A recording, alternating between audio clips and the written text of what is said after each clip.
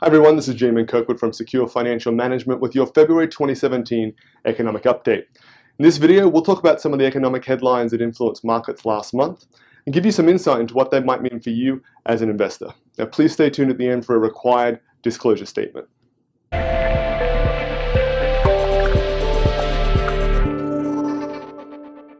Well, stocks advanced again in January. The Dow Jones Industrial Average closed above 20,000 for the first time, and the S&P 500 gained almost 1.8% on the month. As January ended, politics took center stage. Investors focused first on the controversy surrounding President Donald Trump's executive orders, then on earnings and economic indicators.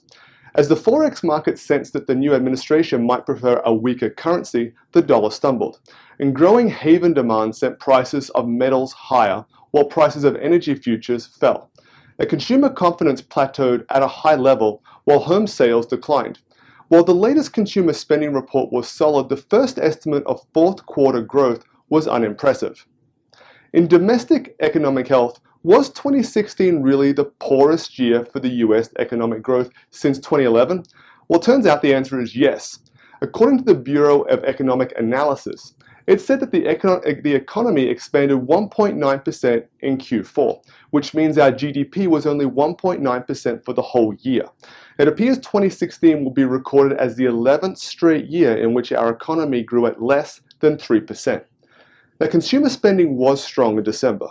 The latest Department of Commerce report showed personal spending rising 0.5% and personal income up 0.3% in the last month of 2016. The reason we focus on consumer spending is this often is a good sign of consumer sentiment towards the economic environment as a whole. Now, turning to global economic health. On January 17th, UK Prime Minister Theresa May released a 12-point plan to invoke Article 50 of the EU Treaty and begin the Brexit process in March. A week later, the UK's High Court ruled that Parliament had to vote to permit this.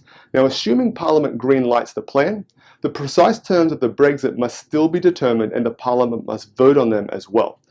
Now, parliamentary approval of those terms would mean a soft Brexit.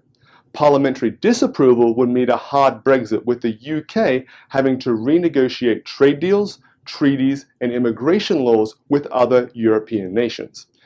Now, America's departure from the Trans-Pacific Partnership could be a big boon for China, and it may also significantly impact the economies of other Asian nations. The economy of the PRC, which grew at the slowest pace in a quarter century last year, could presently benefit from the adoption of a 16-nation Regional Comprehensive Economic Partnership Treaty, a TPP alternative that excludes the US. Now, looking back and looking forward, the post-election rally fizzled as the month came to a close, leading to these January 31st numbers.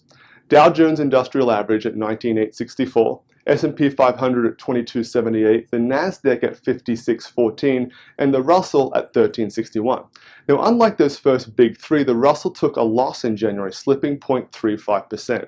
The volatility index was also down about 15%, and the silver and gold index was up about 16% for the month, outperforming all the other US indices. January also ended with the bulls a little unsure of themselves, and Wall Street and foreign stock markets reacted negatively. Now, it's worth noting that stock market retreats have been common in the first February of a new presidency. The S&P 500 has had a median return of negative 1.5% in such Februaries over the last 50 years, advancing only 42% of them.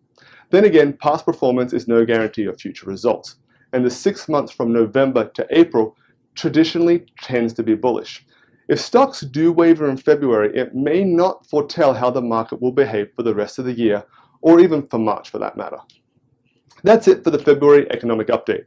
As always, if you have any questions or concerns about what we've discussed, please give our office a call at the number below. Once again, this is Jamin Kirkwood with Secure Financial Management, signing off for the month of February 2017. Now, please remember, nothing that we discuss here should be considered a recommendation. If you'd like to discuss your personal financial situation, please give us a call at 210-428-6250. We'd be happy to speak with you.